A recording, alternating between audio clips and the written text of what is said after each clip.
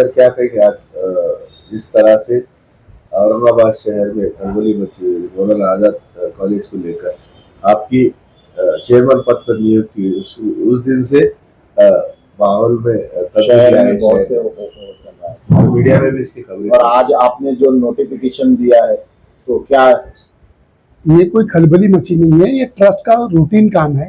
Trust के अंदर जो ट्रस्टी है मुल्ला साहब, ये लेजिटिमेट एक चैरिटी कमीशन का रिकॉर्ड है, वो ट्रस्टी है। ये ट्रस्ट रफीक ज़कीरिया साहब ने अपने एजुकेशन मुसलमानों को ऑल रिलीजन के लिए एक स्कूल खोला था, कॉलेज खोला था, उसके लिए ये ट्रस्ट बनी थी और वो ट्रस्ट आज तक यहाँ तक पहुँची है।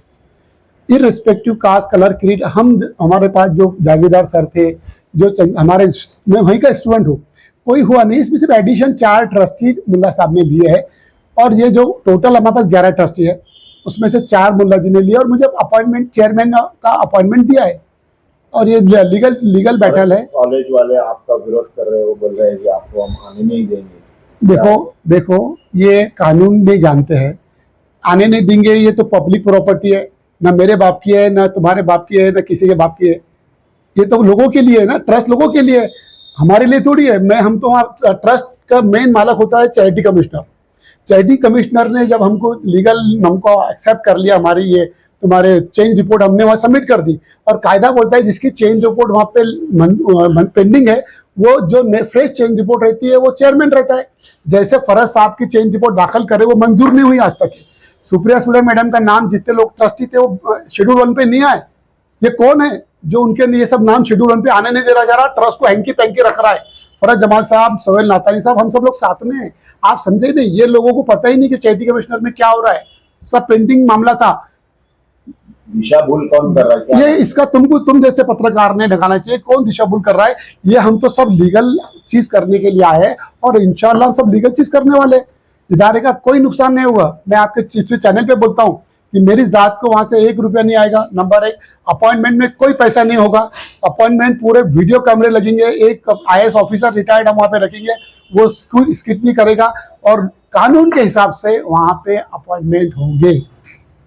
1 नंबर 2, मेडिकल कॉलेज खोलना है, उसकी जगह देखने के लिए जा रहे हैं। हमारे पास कई लोग अभी आए बॉम्बे में, साहब एक मेडिकल कॉलेज खोलना है, इंशाल्लाह हम वो जगह देखने का काम शुरू कर रहे हैं। जो तो बहुत थी बाजू में, उसका क्या हो? नहीं, वो तो सिडको की थी, जो सिडको ने हमको दिया वो अपने पास है। बाजू का टेंडर निकला था, हमने नहीं भरे मैडम के टाइम पे और नहीं मिला। जो है उसको इंशाल्लाह, जो हमारा A ग्रेड नैक का, मैं वादा करता हूं अगर वो A ग्रेड से बढ़ के A+ आना चाहिए आने वाले इसके अंदर नैक में। अभी मुझे मालूम पड़ा B.Ed का नैक बाकी है और वो A+ ही आएगा। आज हम आपको वादा करते कि अपनी क्वालिटी ऑफ एजुकेशन और ट्रस्ट से लोगों को फायदा पहुंचेगा। ये ट्रस्ट गरीबों के काम के लिए रहता साहब। ट्रस्ट में पैसा रहता है तो यतीम मिस्किन लोगों को मिलना चाहिए। बच्चा कोई फीस के लिए घर नहीं जाए। मेरे पास कई बातें, फारूकी सर से पूछो कि मैंने उनको यहाँ पर वो दिया कि नहीं दिया। फारूकी सर प्रिंसिपल है, हमारे नए मुल्ला जी ने उनको बनाया था ये कि भाई तुम इंचार्ज है बोल के, जब बात चल रही थी। कोई डिफरेंसेस नहीं है, कोई स्टाफ मेरे खिलाफ, ये कोई ऐसा नहीं है। औरंगाबाद शहर का कोई, मैं यहीं का आदमी हूँ, पूरे ट्रस्टी मुंबई के है। तो इससे पहले भी मालूम पड़ा है कि मुल्ला जी ने जिसको नियुक्त किया था वो फर्जी थे, आप सही है बोल के ऐसा मालूम पड़ रहा है। तो दोनों में आपकी जो नियुक्ति है इसमें क्या फर्क है? देखो, मेरा अपॉइंटमेंट लेटर पे सिग्नेचर जो वहाँ पे ट्रस्ट के रिकॉर्ड में है, मुल्ला साहब उन्होंने दिया है मेरे को। सर, देखा गया है कि ग्राउंड लेवल से आप यहाँ ताल्लुक रखते हैं और औरंगाबाद ऐतिहासिक हिस्टोरिकल एक सिटी है, तो यहाँ पर आपका होना जरूरी है ग्राउंड लेवल के ऊपर। तो मुंबई से कब दूसरे चेयरमैन आएंगे, कब क्या है? अगर कोई इमरजेंसी कोई मसला आता है तो क्या इंतजार करना पड़ेगा? आप तो यही कि कैसा देखते हैं? ये सब सोच के शायद मुल्ला जी साहब को लगा होगा, मुल्ला साहब को, अजीज मुल्ला साहब को, कि लोकल के आदमी को लेना चाहिए। मैं अकेला उस ट्रस्ट में औरंगाबाद का हूँ, बाकी संभाजी नगर से अगर मैं अकेला ही हूँ और बाकी नगर से तो ये मुंबई से सब लोग, मुंबई के लोग हैं और मैं मुंबई में रहता हूँ। आपने देखा होगा कि मेरा तारीफ देखो पूरी, मैं स्कूल से पढ़ के आया, मराठा स्कूल से पढ़ा, मराठी मीडियम से। वही भांड सर थे, वही हमारे टकले सर थे, हमको पेन कॉपी दिए, खाना दिए, तो हम यहाँ पहुँचे। आप समझो इस बात, और वो मराठी मीडियम से मैं नहीं पढ़ता, मराठा स्कूल कब से। एंट्री कर रहे हैं? मैं 86 में कॉलेज में आया हूँ, मैं वहाँ के स्टूडेंट हूँ, मैं वहाँ से ही पढ़ा लिखा एमएससी किया, वही पैसे पे 75 रुपये नहीं थे, तो मेरे को नज़र अपने प्रिंसिपल ने माफ़ किए थे और मैं यहाँ पहुँचा हूँ। मेरी हिस्ट्री सबके सामने है, मैंने क्या एक्टिविटी करी, पेशेंट के लिए क्या काम किया, आप औरंगाबाद में पूछ सकते हैं। आज इस इदारे से स्कॉलरशिप चालू करने का इरादा है। ये ट्रस्ट आगे कैसा बढ़ेगा, हम मिलजुल के काम कर रहे हैं, डिफरेंसेस कुछ नहीं है हमारे में। पर कुछ लोगों होता है ना कि राउत साहब क्या थोड़ा सा बैकग्राउंड खराब है, ऐसा कुछ शहर में चर्चा है। देखो साहब, मेरा बैकग्राउंड, आप पूरे औरंगाबाद में कभी मेरे पे किसी ने ये बोल देना कि भाई ये गलत काम करे, वो बता दो। और कि ऐसे मेडिकल पेशेंट को ढूंढ के निकालो जिनको बम्बई लेके आए, ऑपरेशन कराए फ्री में। मैं बम्बई में कई ट्रस्ट में ज़कात के ट्रस्टी हूँ, डायरेक्टर हूँ, ट्रस्ट में नहीं हूँ, लेकिन वहाँ पे लोगों को मदद करते हैं। 1 लाख रुपए दो पेशेंट को देते हैं हम। कई खिदमत ट्रस्ट है, बड़ी बड़ी एनजीओज मेरे साथ में काम करती है बम्बई में।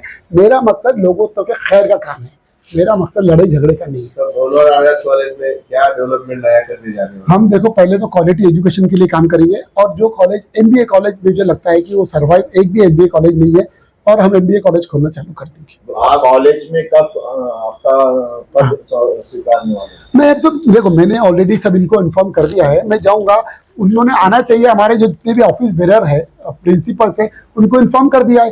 कॉलेज का आप समझ नहीं रहे, मैं कॉलेज में जाऊंगा, अभी ट्रस्ट के ऑफिस में बैठूंगा, काम चालू करूंगा। बम्बई में जाके मैंने काम चालू कर दिया है। सब कुछ पेपरों में, माध्यमों में आपने इश्तेहार दिया है, क्या इश्तेहार है उसके अंदर? ये तो हमारे वकील ने दिया है।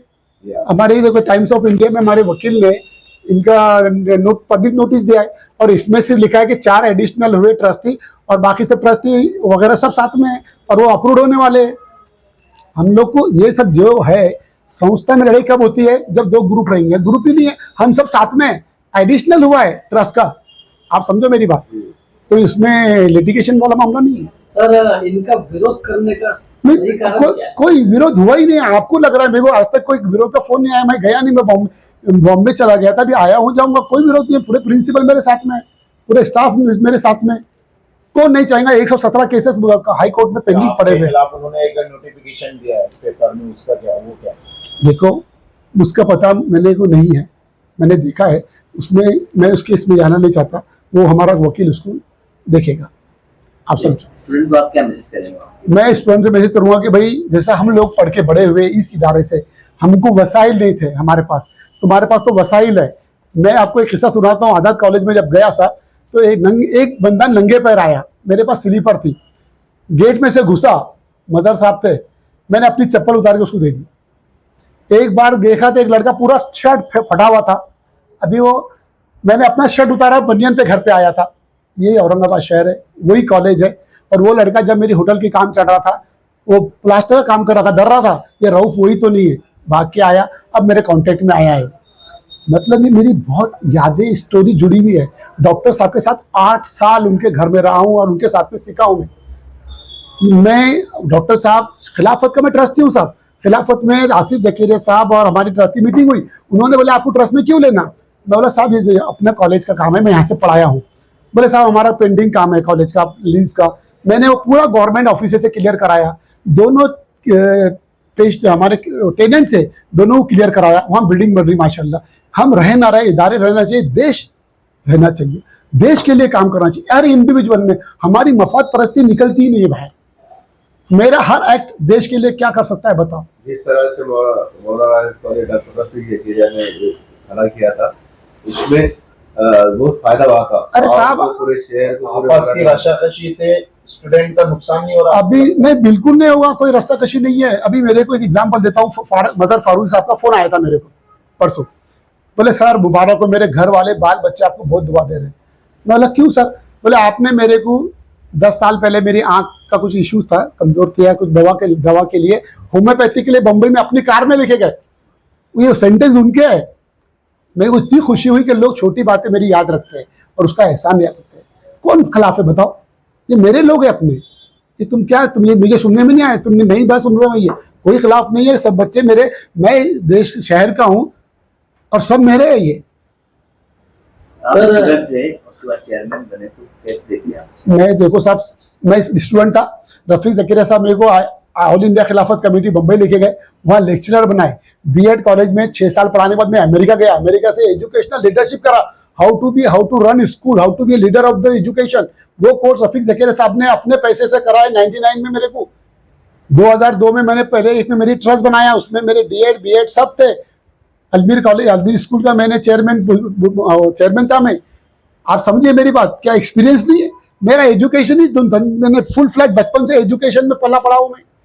सर एक आखिरी सवाल है। हाँ, आधुनिक औरंगाबाद के जो है तो डॉक्टर जकेरिया साहब जो है तो शिल्पकार थे, तो उनके कॉलेज के लिए अब आप चेयरमैन पद पे हैं, तो आप नए क्या करना चाहते हैं? साहब मैं एक मेडिकल कॉलेज आपको इंशाअल्लाह 2 साल के अंदर उसकी बुनियाद डाल के बताऊंगा, दुआ करना।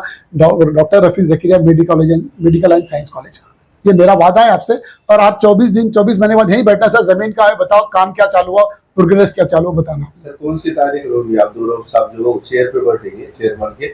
मैं तो चेयरमैन का ऑलरेडी बैठ गया हूँ भाई, मेरे अपने। 16 तक की तारीख। अरे ये पदग्रहण 16 आप समझ नहीं रहे, आप क्या समझ रहे, बिजनेस टाइकून है या कुछ है, ये पॉलिटिकल वो नहीं, ये तो सोशल काम है। मैं यहाँ से जैसा फ्री हूँगा मैं जाके मीटिंग लूंगा, सब लोगों को मैंने इन्फॉर्म कर दिया है। आप भी जानते हैं चैरिटी कमिश्नर का लॉ है, जो लोग चेंज रिपोर्ट दाखिल करते हैं उस दिन से उसकी साइन लग जाती है।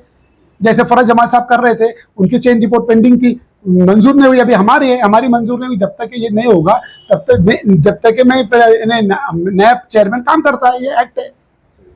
ठीक है, कोई चलो ठीक। मैं शहर वासियों का, पूरे महाराष्ट्र का शहर वासियों का शुक्र अदा करता हूँ कि आपने ये जिम्मेदारी मुझे मिली है। मैं बखूबी निभाऊंगा। मेरा नाम डॉक्टर रऊफ सत्तार पठान है।